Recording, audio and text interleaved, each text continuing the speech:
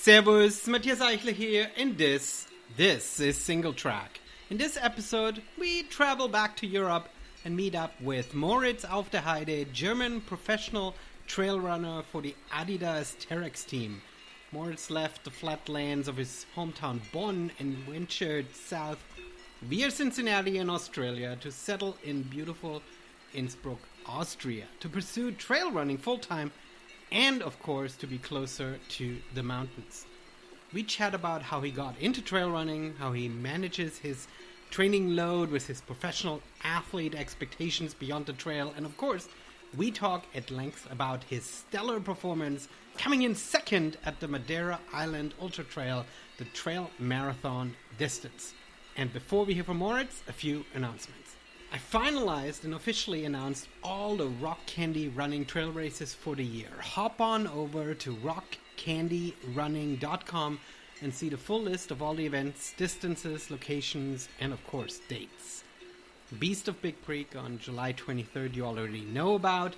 Little Backyard Adventure now in a new 6-hour format you know as well. That one will be August 6th. September 17th is Rock Candy running 12 hours. Yes, we'll slam that mountain once or go for glory and go all out 12 hours. And then I'm bringing you a brand new event in December called Saturnalia, a winter celebration at Squaxin Park. That's previously Breeze Point Park. This race will be a 10K-ish, starting and finishing at Reeves Middle School track. What a beautiful location, running through the amazing trails at Squaxin Park.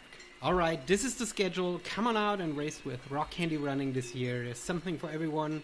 Time to sign up. Alright, let's hear it from Moritz.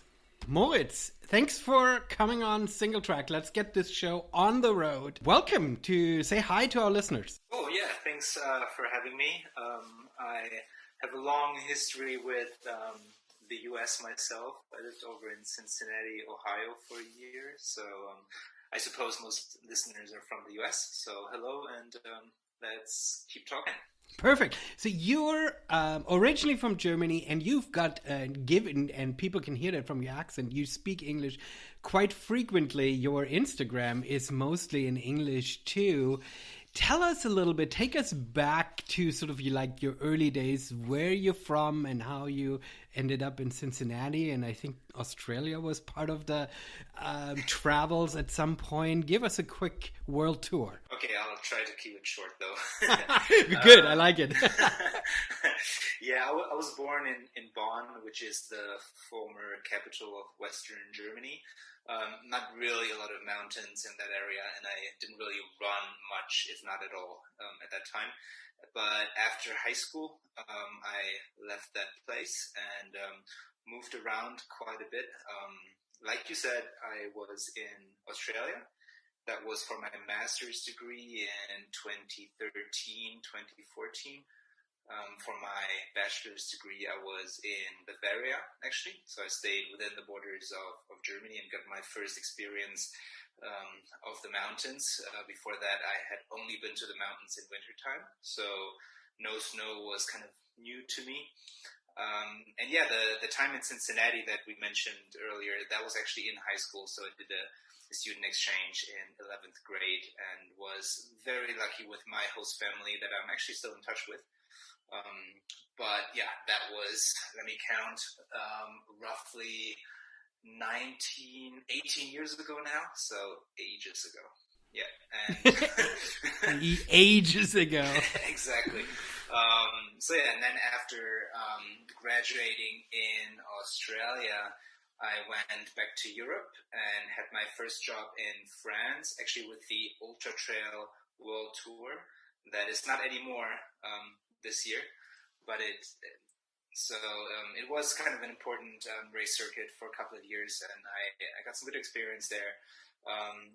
Left after 1 year and went back to Germany and worked for the exactly for the 5 years after that in Munich, actually, and then again moved to Innsbruck in Austria, where I am living right now.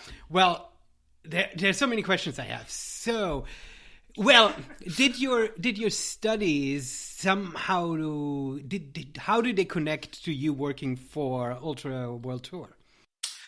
So my bachelor's degree was in sports management. I guess that connects it. And then what I did in Australia was a general MBA, so Master of Business Administrations, with some sports marketing in there, but not a big focus. Within the time of me studying in Australia, I got in touch with the Ultra Trail World Tour. And by this, I actually got my first job. That's amazing, and that's a piece of information I didn't know, and I would love to ask 400 more questions about this. But you are now a professional athlete, so you're currently not really in the management side of the sport, but you're actually pursuing running professionally. And I would like to sort of walk down this road and how you ended up there, right? Because now, I mean, I think we as kids, we like doing sports, and then we like competing. But how do you make sort of this transition to pursuing this actually professionally? Yeah, I think that's a good question. I love to talk about it, not to brag, just to show people that it's possible, you know? So just 2 years ago, I was living in Munich. I was obviously already training a lot, and I was competing all over, and I was with a different brand at that time, and I was having good results, etc. But, you know, a full-time job is a full-time job, so that made it a lot more difficult. And I wasn't even dreaming about doing this full-time, you know. I was happy with making money with my normal job, and then having opportunities and let's say financial and timely freedom to do these races across the globe. And then I got in touch with Adidas Terex during that time, and started my first conversations also through a friend of mine, Janos, who is on our team, another German runner. And he told me that he is kind of quitting his job to pursue just running. And I was like, wait a second. So how much money did you make in your job that you can afford that? And he's like, no, I'm basically running to make money, and that's what I'm going to be living off. And I was really stunned at that time, because I could not imagine that, let's say very good runners, but maybe not the top 5 in the world, could already live from that. And yeah, then it kind of took off with Adidas, and let's say Adidas is the big factor in me being able to live from it. I have other sponsors like Garmin and Powerbar that also make it worthwhile, but Adidas was the big step. And now I'm here, and I'm still not one of the top 5 in the world, right? But I can live from it, and that's, I think, something that has changed over the past couple of years. Yeah, I mean, do you attribute that to the sport being growing so much, and brands are really taking chances on trail running and finding athletes to sponsor? Or I don't know. I guess that must be it, right? No, absolutely. I mean, more and more people are doing the sport, and brands like Adidas can target not just trail runners, but also hikers, just people that like to move in the mountains. You don't necessarily have to be fast to, let's say, to be allowed to wear trail running clothes, right? So they have this massive potential market, not only in the Alps, but, all across the globe. So the more people that buy the product, the more money there is to distribute to professional runners, and therefore, get the marketing rolling. Yeah. I mean, this is fascinating. So you're now a professional runner, and there's a part of me that wants to talk about the business side more, but I don't know how interesting that is to our listeners. Well, it's really interesting to me, because I think, perhaps let me ask one more question in that regard, and that is, how much time do you now dedicate to sort of the management side of you being a professional athlete versus the training side of you being a runner? Yeah, that's a good question. It really depends on the week, right? But if we just take an average training week building up to a race, and considering I'm fit and healthy, then I would probably dedicate, including, stretching and strength work, running, cross-training on the bike, everything. I'd probably dedicate like somewhere between 15 and 20 hours just to sports, like net time. And then I'd probably dedicate an additional 4, 5, 6 hours to, I don't know, going in my recovery boots, or go see the physio, use the massage gun and whatnot. And then on top of that, it's probably, I don't know, depending on the week, maybe 5 to 10 hours per week, which goes to the management side. Let's say doing all the social media stuff, doing a photo shoot here or having an interview there, driving to and from a race, or having product development classes with my teammates and Adidas. There's all kinds of stuff that happens. What's your favorite and your least favorite part of the management side of being a professional athlete? Well, I could imagine if you get invited for product development and then they ask you about shoes and what rubber they should use, that might be really exciting, right? But perhaps the demands of how many races you have to run a year or perhaps even the fear of what happens if I get injured and my sponsors drop me or so. I mean, that might be super hard. It's not so hard for me. I mean, we all injured sometimes, and it really depends on the relationship you have with your brand. And all the brands I am working with, they never put pressure on me. I mean, obviously, if I can't do any racing for several years, let's say 3-4 years in a row, there's going to be some talks about, the point of having a longer contract. But if you're injured for a couple of months and you can't really do anything, and then you come back, there's no issue. But I don't know, what would I like the least? It really depends on the day. In general, enjoy all the parts of it. I enjoy the media stuff, the social media stuff. I enjoy the product development for sure. I enjoy a lot podcasts just like this right now, where I can be a voice for the sport and talk about what I experience, and just be enthusiastic about what I do and try to get others to do it. But what's difficult sometimes when you test products, and let's say the product is not all the way there yet, and you're fighting with blisters and things like that, that can be tricky sometimes. I was like, I'm supposed to be training, and here I am using gear that destroys me.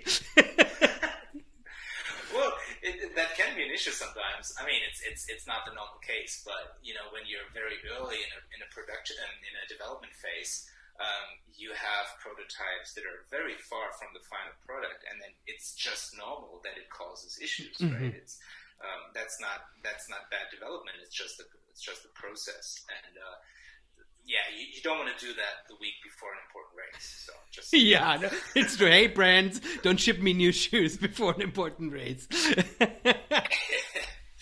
Exactly. Give me everything, but not that much. Exactly. I might have to hold off and go back to the trusty ones that are actually working. I mean, that's ultimately a lesson for everyone who prepares for a big race or a run, right? I mean, don't take new gear out that you've not tested before, for sure. One more question for as you can tell, that's super fascinating to me. One more question in this regard. I think currently the brands are focused on sponsoring athletes who are predominantly showcasing the sport through races. But not every outdoor sport is this way. If you look at climbing or mountaineering, then athletes are sponsored just because they do cool stuff in the mountains. They don't have to perform at events per se. Do you think, based on the conversations, that the brands really want you to be at the starting line of a race? Or do you think if you would approach your sport more like, the big mountaineers who are climbing the Eiger North Face and then going down to Patagonia, and you would use sort of your social media to tell that story, that this would be okay for brands too? Or do they really want you to wear the bib at a race? I mean, at the end of the day, I really love competition. Okay, yeah. For me, it's not an issue anyway. But look at climbing. I mean, climbing it has totally changed over the past, let's say, 10 years. There's so much more competition than before. I mean, you still have the guys flying to Patagonia and doing first ascents and stuff, but it's become Olympic now for the first time. So is ski mountaineering going to be, in Cortina in a couple of years.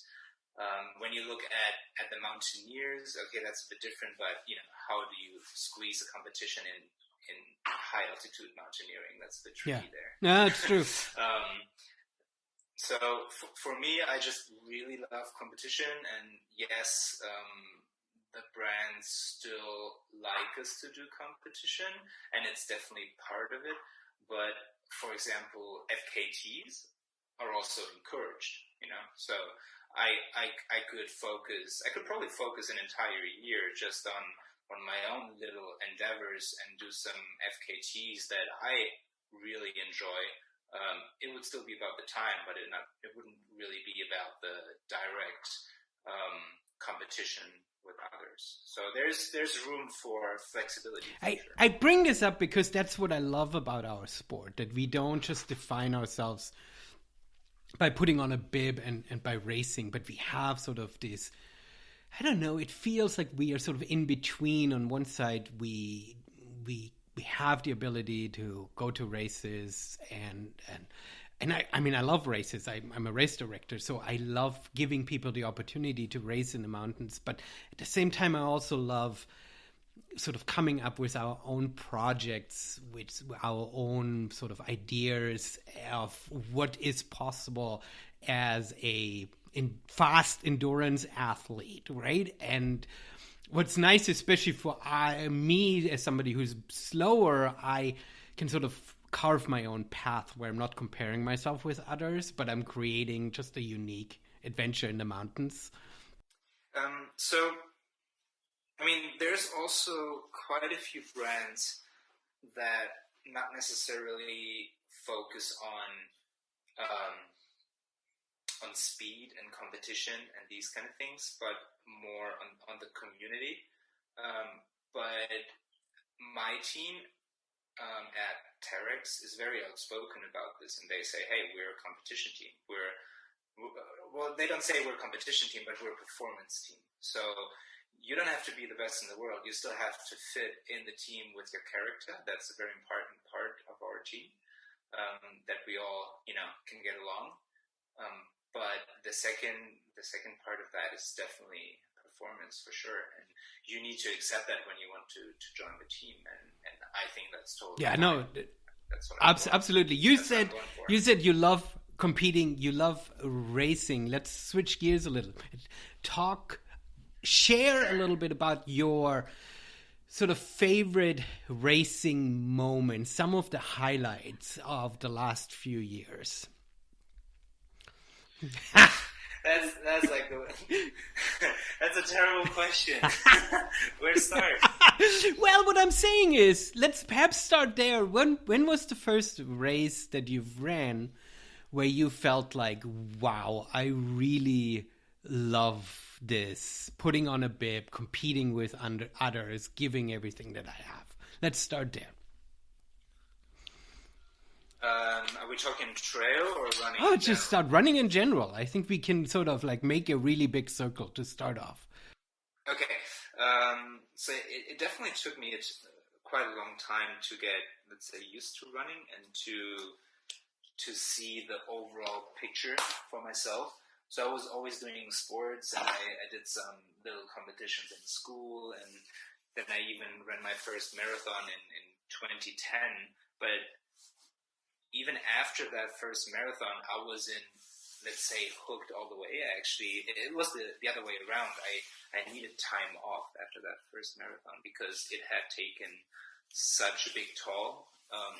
Not in terms of injury or anything, but I was just a tiny bit burned out also mentally. Because when you do all this training for a big goal for the first time, it's quite tough, you know. Now that I've been doing it for, I don't know, a decade, it's easier to deal with, and it becomes, you know, your everyday life. But in the beginning, it was definitely a bit of, you know, hiccups and ups and downs. And I think maybe since 2013, when I also started to do my first real trail races, since then it's been that I've just basically been hooked and didn't really think about anything but having new competitions every year. What was your first trail race? I shouldn't be saying that because it was way too long. Way too long ago, or did you pick it too long of a distance? The second, so all the guys in the States probably know or have heard of the Trans Rockies run, which I have also done, but I did the sister race in Europe, in Germany, which is called the Transalpine Run. And back then it was pretty much exactly 200 miles and I don't even know, 50,000 feet of climbing and descending over the course of 8 days. And I was not prepared. I should not have done that. Did you finish? I did, but I was mentally and physically broken. And I definitely signed up again just a week later. Well, I was just going to ask that. My question that you said was a terrible question. Was what were some of your highlights? And the first thing you said was I ran a marathon and it destroyed me. I needed a long break. And now you're telling me that the first trail race was one that was way too long and it destroyed you. Yet somehow you are completely hooked on this running thing, which is amazing. Yeah, it was just, it was partly the overall atmosphere of the competition, and then it was just running in nature. It's as simple as that. I mean, I don't need to say anything else. It just made a lot more sense to me than just running on the road.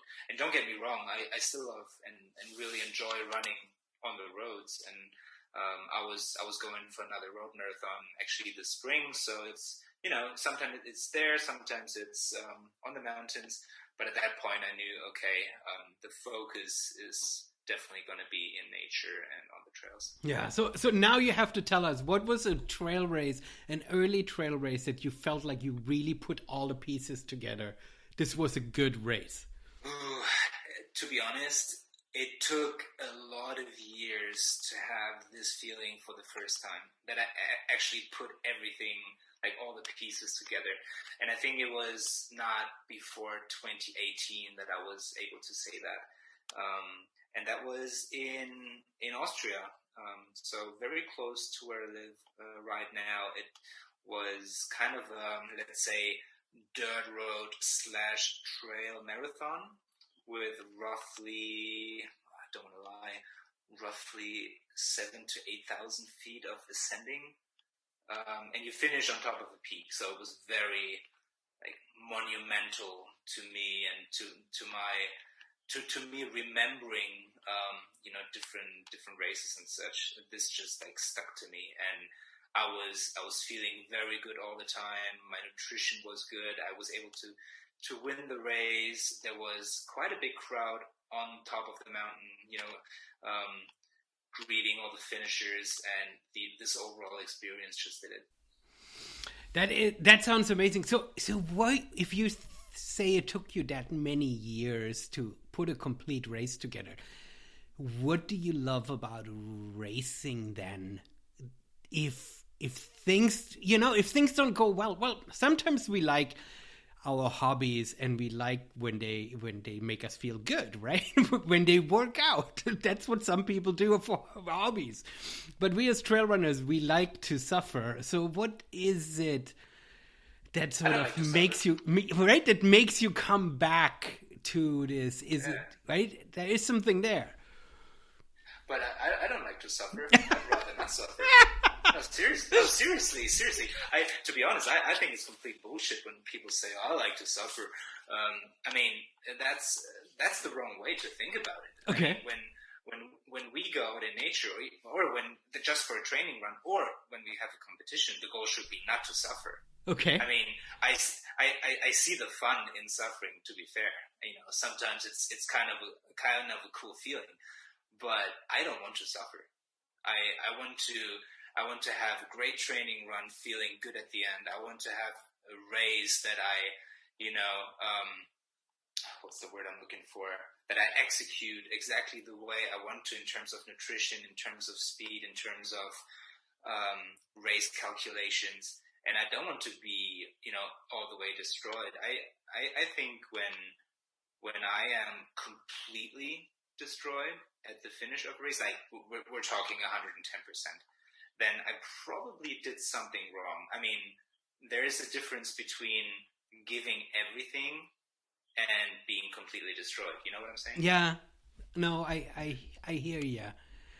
So I really don't see that glorifying factor of suffering. And there's actually more and more people now that talk about this. Or another saying that I really don't understand is when people say, train hard, race easy, right? It's bullshit. It's the other way around. You always train hard and then, you always train fairly easy, and then when you race, it's all out. So that's when the hard stuff is, right? Okay. Think about it. Yeah. Okay, I like it. I like your thinking. I like your approach. Keep going. No. That was it. Yeah.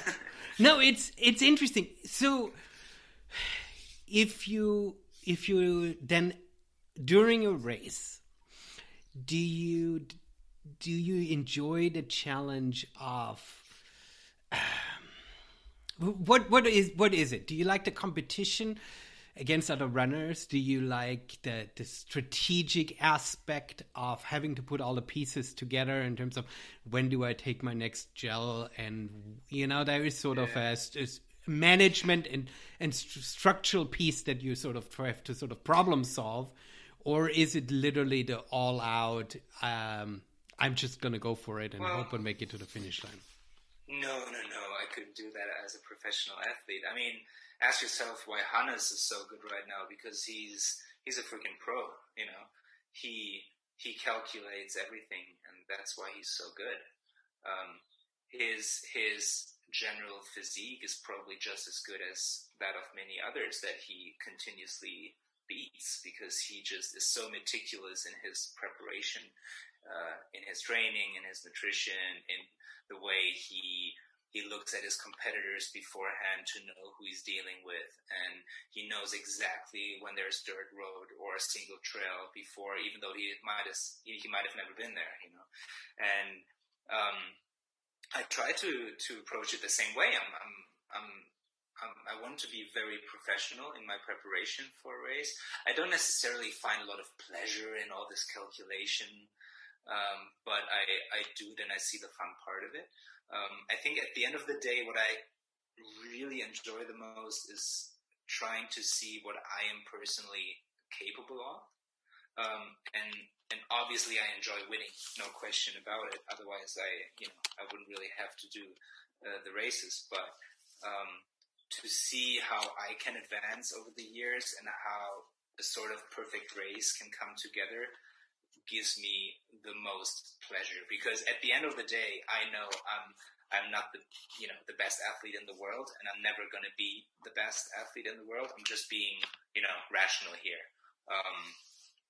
and that can be good enough. If you have that perfect race, it can be a fantastic feeling. Yeah, no, for sure. You have so far, you've spoken about Transalpine, but so far you've focused on shorter distances. There is a big opportunity. Sorry, I have to intervene. Good. No, good. I know exactly what you mean. Okay. But I believe, well, sorry, I guess you're right, because you said shorter distances, not short distances. And that is true in that regard, that I'm doing, let's say, around the marathon. I'm running distances around the marathon. But in my opinion, that is not short. Right. You know what I mean? No, this is exactly the conversation that I want to have, because I Okay, think... sorry. No, it's good. It's good. Because I think here from the US perspective, trail and 100-mile ultra distance running is sort of considered Synonymous. one on the same, right? If you are a trail runner, then you have to regularly think of the 100-mile distance. And I think in Europe it's different. And there is way more opportunity to run shorter distance, and there's way more competition on the shorter distances. And I think that's actually exciting in some way. And I wanted to talk about that a little bit. Yeah. I mean, sorry, was that the question, or should I? Okay. Yeah, I just wanted to have this conversation, right? To essentially what you pointed out so rightly, that it's not a short distance. You're not just running something quick. You're actually running in a serious competitive field. Yeah. Serious races, right? I actually wrote a short article about this topic a few years back, and it was basically about why it is that you always have to advance. You know, why? I mean, advancing is good, but why can't you, let's say, advance on your distance? Why do you have to advance to a longer distance or to more elevation, for that matter? And I think there is like this underlying pressure, peer pressure. So when you sign up for OCC at UTMB, I guess everybody knows what I'm talking about. You're signing up for the 56K, and then you run the race, and then you walk around Chamonix the days after, when CCC and TDS and UTMB are taking place. And you're walking around with your friends that are running CCC or whatever, and they're like, okay, so next year CCC or next year UTMB, and you're like, no, I might even do something shorter, you know. And I think it's for a lot of people, it's hard to realize for themselves that they might actually be more comfortable on the shorter distances, because in the back of their head they're thinking, I have to do, the longer stuff. I have to advance to that 100K distance or even 100 miles. And like you said, it's probably easier over here in Europe because there's just more races and there's fantastic competition on the shorter races. But still, at most events, the short, or let's say shorter distance is always considered to be less iconic, less important. But when, again, you look at UTMB this year, take OCC, take CCC, take UTMB, the three main distances, and you look at the list of favorites on the UTMB website, you will see that the distribution of let's not say talent, but of fast athletes is exactly the same over the three distances. The roughly first 30 to 35 runners in each favorite list, they all have at least 850 ITRA points, right? I mean, the talent is, the power there is just the same. Still, when we have UTMB week, and I mean, I get the point because it's a longer race and whatever, but everybody's going to be looking at UTMB, right? A third place at UTMB is probably worth more than a victory at OCC. And I mean, think about track and field.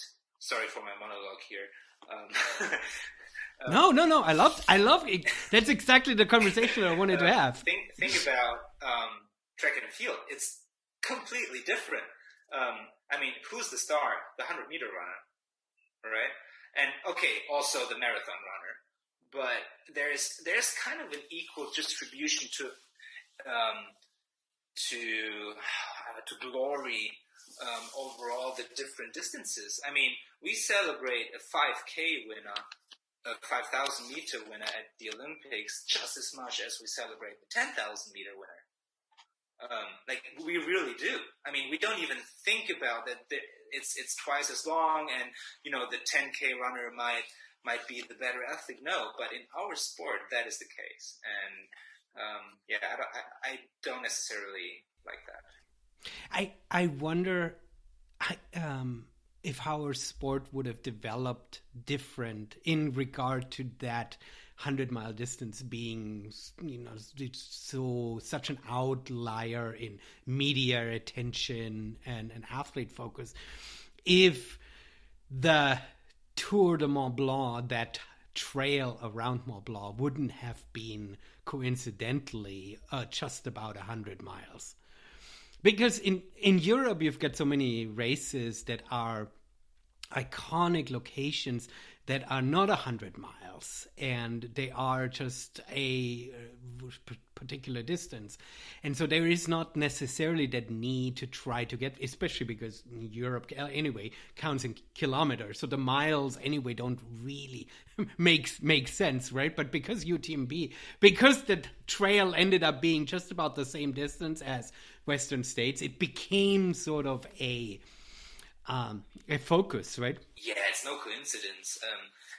And don't get me wrong. I mean, I love watching 100-mile races, and I'm in awe of Jim and Killian and back in the days Anton and who not running these distances and just destroying courses in a positive way.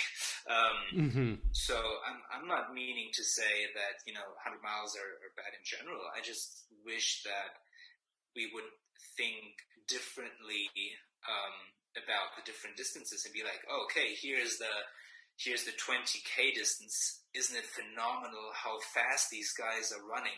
And then look at this 100-mile distance, and isn't it phenomenal how somebody can just be moving so quickly for 20 hours at a time?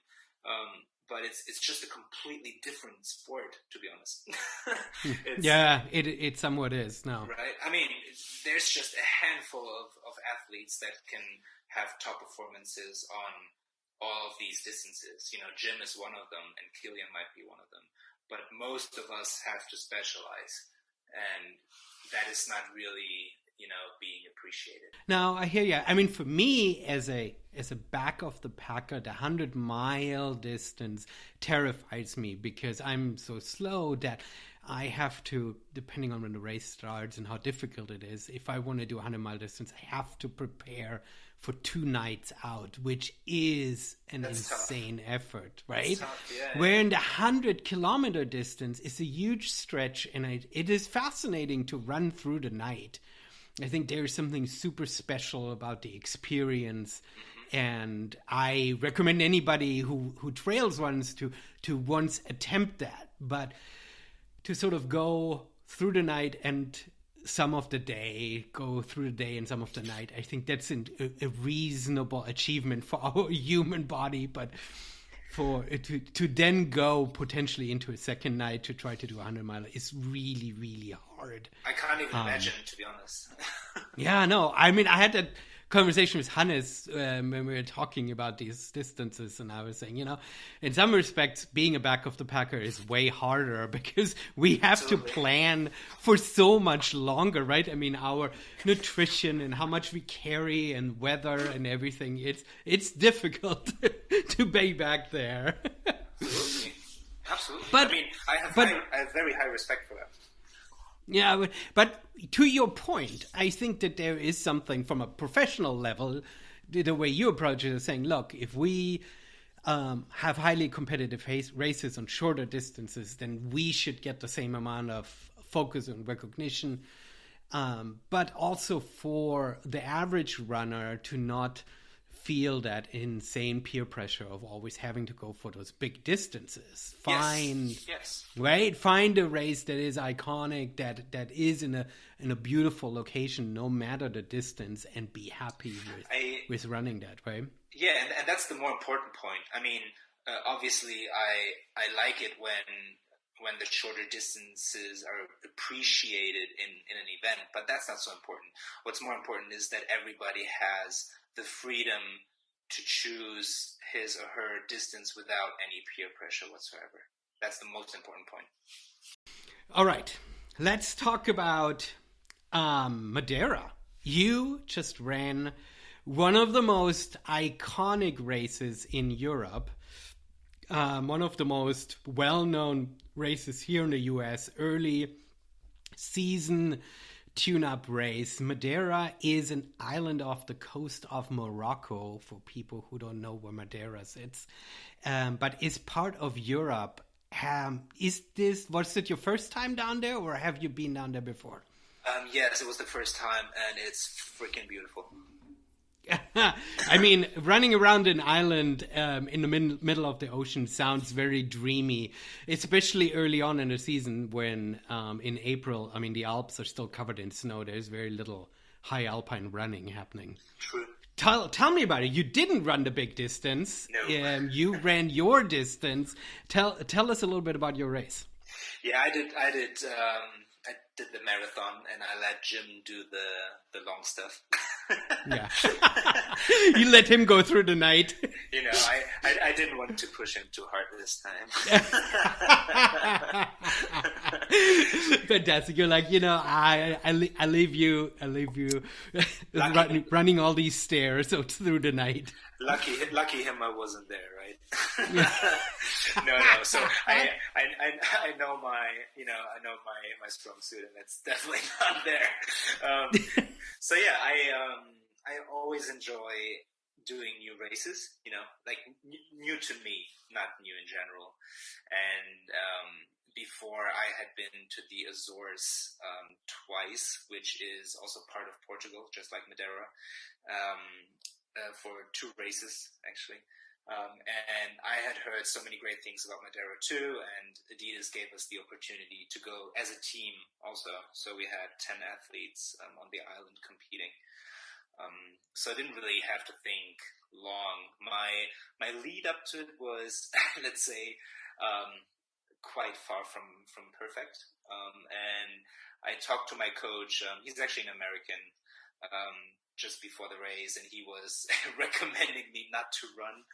And yeah, a stubborn athlete that I am. I guess I have to be stubborn for my training, but yeah, in this case, it wasn't that smart. But I decided to run, and it wasn't easy. But I was very happy in the end because it was just a beautiful course, quite steep in the beginning. So we had marathon distance with.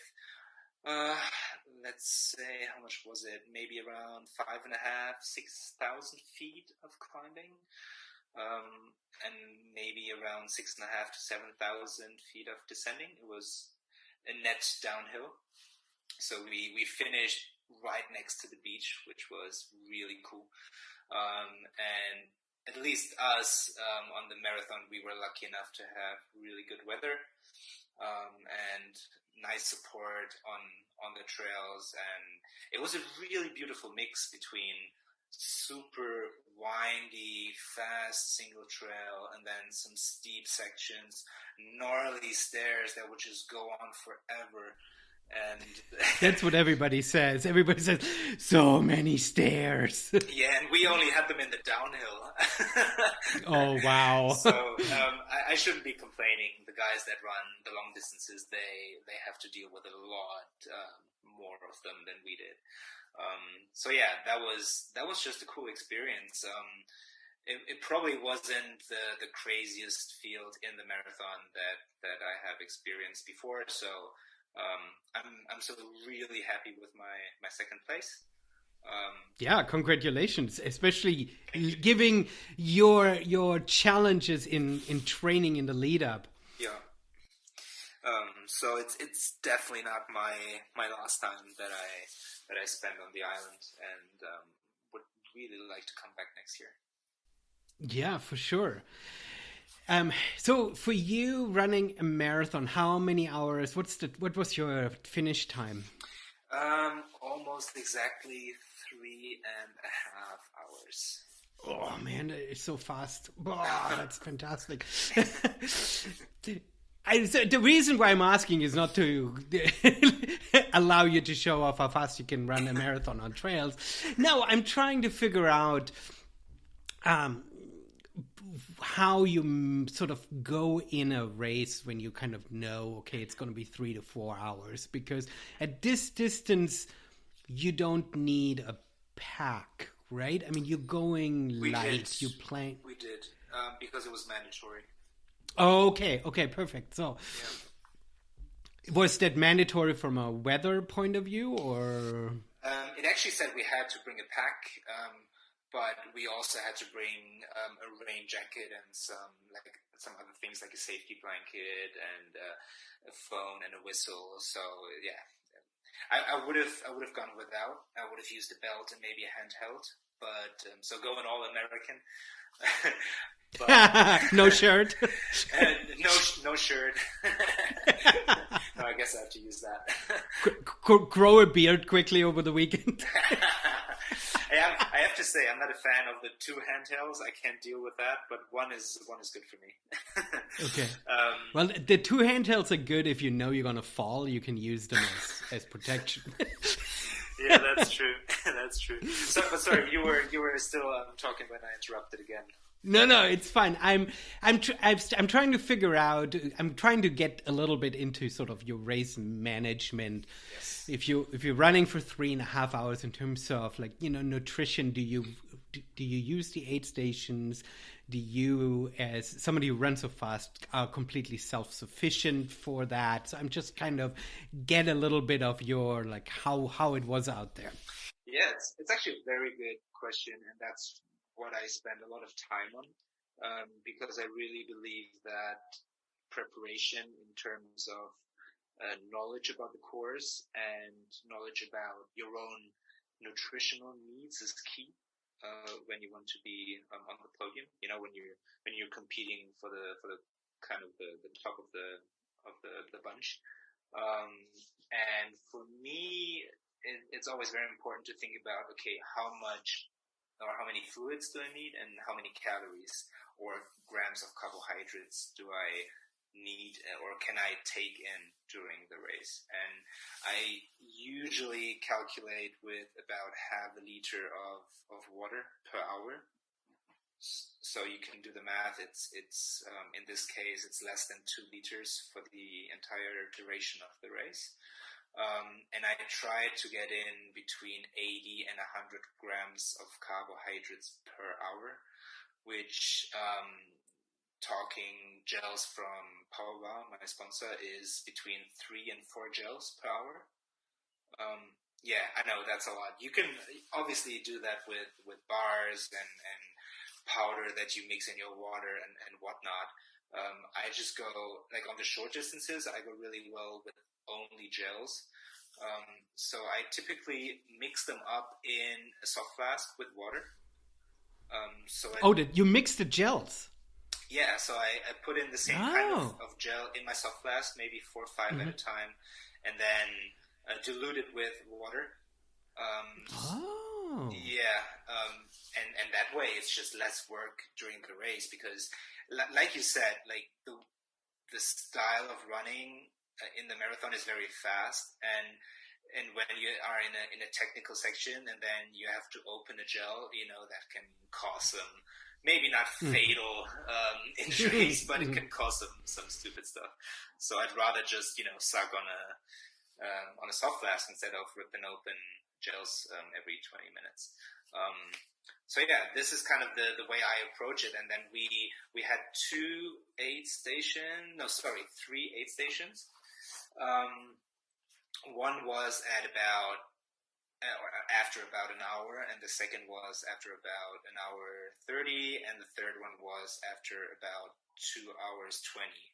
Talking my race, and so I calculated the amount of water that I would start with according to the first aid station, so that I would be out of fluids there, and then I actually got 2 full soft flasks at the first aid station, skipped the second one, and then had official support from my team at the third aid station. It was only allowed there to have a crew.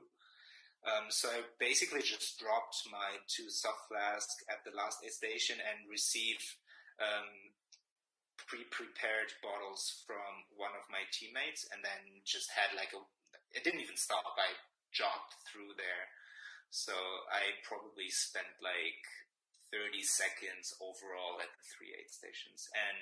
And this can make a big difference in a tightly run race. Sometimes there's only a minute between 2 people on the podium, and that can exactly be the time you spend at an aid station. Yeah, that feels like Formula One, right? Where the pit stops make all the difference. Yeah, it is actually. And the shorter the race, the more important it is, right? Yeah, yeah. And it goes down to the 20K distance where you might not need any fill up anymore, so you can be self-sufficient, like you said in the beginning. But in this kind of race, that's tricky. I mean, I would have had to carry close to 2 liters from the beginning, and that just slows you down way too much. Yeah. No, I think that's I think where sort of a good comparison to the average back of the pack amateur runner comes in is comparing it in times, right? Because we can all do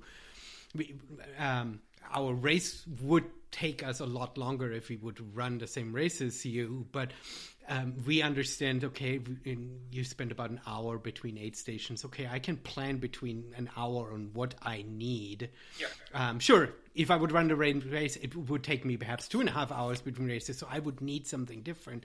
Yeah. But there is some comparison there that I think makes sense and is helpful. I mean, the calculations are almost the same, right? If I ran this race in, let's say, 5.5 hours, and if I had, let's say, 1 hour 45 from start to the first aid station instead of 1 hour, then I would, bring all my stuff accordingly. I would have more gels. I would probably start with more water. It's just math in the end.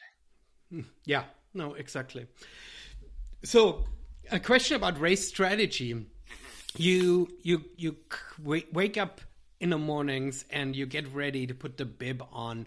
You knew that you weren't trained to the way. So there's some doubts in there, right? You're not fully perfectly tuned up. At what point in the race did you know that you have a chance for the podium?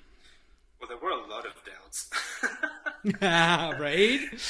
I mean, it often looks so different to the outside, right? And I mean, the result was great, and I'm super happy. I know I can go a little faster, but that doesn't matter. And before the race, I was, let's put it mildly, not very self-confident in terms of racing. I was happy with where I was in training at that point, but I knew I was not competitive on a very high scale level. And then when the gun went off and we started running, 2 guys just darted away up the first descent. They were super fast. And there was probably 5 or 6 of us trying to follow. So there were 7, 8 guys in kind of a leading group that were obviously fighting for the podium, And at that point, you're like, oh man, this is gonna hurt. And I had no idea if my energy levels would be good enough, if my body could sustain that high of an HR of a heart rate for that long still, because I hadn't done any speed work in, let's say, 8 weeks prior. No tempo runs, no intervals, nothing, just zone 1, zone 2. And that really messes with your head then in the beginning. But the good thing is, I mean, the thing called muscle memory actually is a thing. So, and my advantage was that I've done so many races in the past. So I just tried to, just to mentally get through that point of that self-doubt and then just try anyways. And after the first ascent, when we came to the top, it felt really bad, and I was like, okay. And I was sitting in fourth at that point, with third not too far, and with the other two guys just way ahead. And that actually helped, to be honest, because being outside of the podium gave me a bit of what's the word, ease. It just made me appreciate the moment a little bit more, not being caught up in the fight itself for podium. Well, I guess I was still in the fight for it, but I was not on the podium at that point. That made it a little bit easier. But then everything changed again, how it does so often. You feel shit, and then, the bad talk starts in your head. You're like, oh man, it's not going to be meant to be today, and, maybe you can finish fourth, blah, blah, blah. And then out of a sudden you see third, right? Mm-hmm. And you're like, man, why did I have these thoughts again? And then you overtake third, and then maybe 15 minutes later you see second. You're like, oh man, what?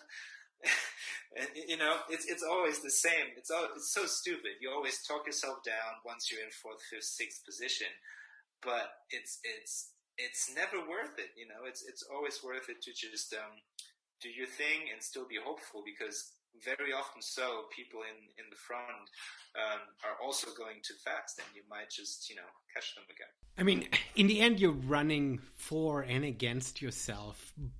But everybody does that. And on these long distances, that's the difference between a 100-meter race, right? People do go through ups and downs and experience everything. And there is a chance of you taking advantage of that when it comes to placement, right? Yeah, I mean, in Ultra Trail, when we're talking, the 115K that Jim did, for example, ups and downs are a lot more common and also part of the podium game than it is for the marathon distance. When you have a real down in a marathon race that goes over the time of 3.5 hours, you're in trouble. Then you're probably not going to make the podium, right? Oh, yeah, okay. So the ups and downs that I experience in my 3.5 hour race are definitely minimal in comparison to what maybe not Courtney, she never has downs, but it seems that way. what normal people on the podium go through on 100K or 100 miles. So well, ask her about her Western States runs. And true. But like you said in the beginning, it's a lot of problem solving, right? Even more so for the long distances, but also for us. So oftentimes I get asked, what do you think about in those 3.5 hours or 4 hours of a race? And the only thing that I can say is that I'm really not thinking much. I'm just assessing. I'm just problem solving all the time. I'm thinking, how is my foot feeling? Should I eat again? Should I drink again? Am I keeping the pace? Am I maybe too focused on swinging my arms right now? Where is fourth? Where is second runner? When is the next aid station coming? Is the weather changing? All these thoughts and questions, and out of a sudden, the race is finished. Mm-hmm. Mm-hmm. No, it's true. That's exactly what we all go through, and what sort of attracts us to the sport, because for a few hours we get to just problem solve in this very luxurious and arbitrary way, right? Our life is full of real problems and real issues, and for a few hours we just get to worry about, should I get a gel next, and is that hot spot in my shoe turning into a blister or not, right? Exactly. Well, fantastic. I don't want to keep you too much longer. Two last questions. One is, give me your calendar for the coming year. What's on your agenda? Where will we see you? Way too much. The highlights. Give us the highlights. No, it's not that much. so let me do the math. In roughly 4.5 weeks' time, I'll be in Spain doing Zegama for the first time. Fantastic. Which I'm very excited about, because, if you've ever seen any footage of that, it's just crazy amounts of people up on the top cheering you on. When the weather is good, it's 15,000. When the weather is bad, it's 13,000 people. It's just insane. And then in June, 4 weeks later, I'll be running the Mont Blanc Marathon 42K. Followed by Zugspitze Ultra Trail, which is kind of a home race in Germany, running the 50K there with a lot of my Adidas Terex teammates. Followed by maybe Sierra Zinal in August. Okay. So another one of these iconic, quite short mountain races. So it's roughly 20 miles and some good climbing and fast running in there. And that's actually where road runners, trail runners, and all kinds of people meet. And then just 12 days later, it's UTMB week. So doing OCC there this year. Which is just your stepping zone, because eventually you're going to do UTMB, right? Yeah, true. So no, you're right. I mean, everything is preparation for OCC. No question about that. It's the race of the year, and I have high expectations for myself for that. So in the course prior, leading up to that, everything is kind of just preparation for OCC. Even though I'm taking every race absolutely seriously, no question. So after that, we have one kind of internal event at Adidas, which is the Adidas Infinite Trails in Austria. Always some good fun racing there.